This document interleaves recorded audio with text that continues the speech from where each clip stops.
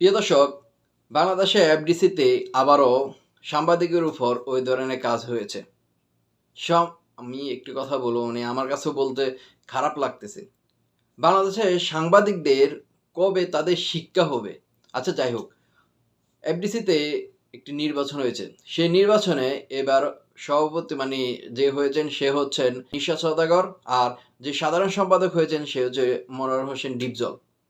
তো তাদের শপথ গ্রহণ করা ছিল আজকে। তো শপথ গ্রহণের সময় এক সাংবাদিক পাশে যেই নায়িকাদের মেয়ে ছিল তাদেরকে একটু প্রশ্ন করতে যায়, তখন সেইখানে শিবা শানু রাগান্বিত হয়ে সাংবাদিকদের উপর হামলা করে। তার সাথে সহযোগিতা ছিলেন জয় চৌধুরী, আলেকজান্ডার বউ সহ অনেকেই। সম্পূর্ণ দুঃখজনক যে সাংবাদিকেরা আপনাদের কাছ থেকে খবর সংগ্রহ করে এন্টারটেনমেন্ট বিনোদন দেয় মানুষদেরকে। আপনাদের খবরগুলাই সেগুলা প্রচার করে। কিন্তু আজকে আপনারা সাংবাদিকদের উপরে এমনভাবে হামলা করেছেন, এটা ন্যাক্কারজনক। অনেক সাংবাদিক ইতিমধ্যে কিন্তু হাসপাতালে ভর্তি হয়েছেন, ক্যামেরা অনেক কিছু ভাঙ্গা হয়েছে। তো আমি একটু কথা বলবো, বাংলাদেশে তো সাংবাদিকদের অভাব নেই। অভাব কি জন্য নেই? কনটেন্ট ক্রিয়েটর অনেক হয়ে গেছে। জাতগত সাংবাদিক থেকে অজাতগত সাংবাদিক বেশি হয়ে গিয়েছে। সেজন্য এই ধরনের কিছু উত্তম মধ্যম যদি মাঝে মধ্যে না দেওয়া হয়, তাহলে হয়তো কনটেন্ট ক্রিয়েটর সাংবাদিক কমবে না। কারণ এখন তো মাইক ধরে সবাই সাংবাদিক। মাইকে একটা ভিডিও বানায় আমার মতো আরকি।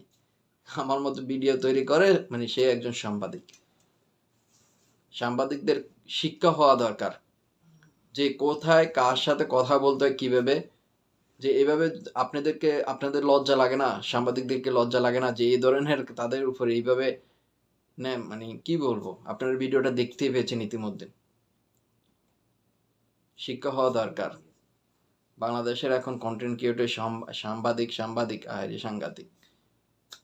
যাই হোক, বিষয়টা কিন্তু সম্পূর্ণ দুঃখজনক। আজকে শপথ গ্রহণ ছিল, সেখানে এই ধরনের এটার নেতৃত্ব দিয়েছেন শিবা শানু, জয় চৌধুরী এবং আলেকজান্ডার সহ অনেকেই। তাদের সাংবাদিকের উপরে যে হামলা করেছে আমরা তীব্র নিন্দা জানাই। এর শাস্তি তাদেরকে আইনের আওতায় আনা দরকার। ভালো থাকবেন সবাই। আসসালামু আলাইকুম।